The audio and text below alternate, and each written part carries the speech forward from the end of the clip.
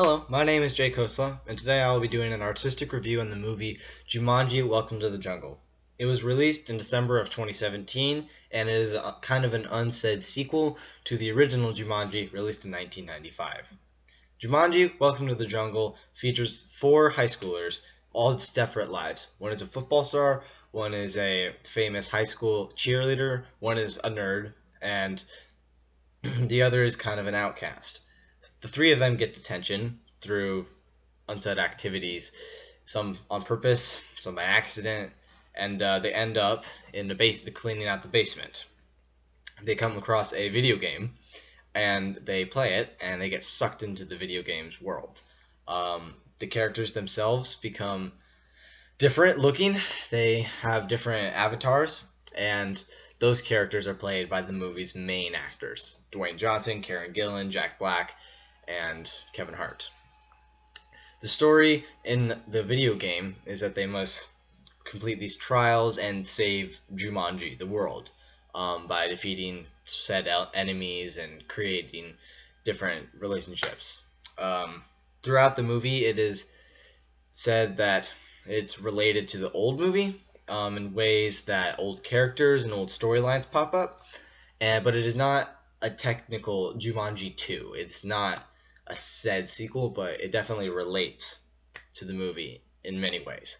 Throughout the movie, you see numerous character expansions, and you see how every character's personalities kind of evolve, and the character development, not to spoil the ending, but the character development by the end, you see a lot of betterness, I don't know if it's a word, betterness in a lot of the characters' manners and mannerisms and kind of how they react to each other, and they're not so judging or maybe cold, and I think that they did that very well. Personally, I saw it in theaters, and this is a personal opinion of mine.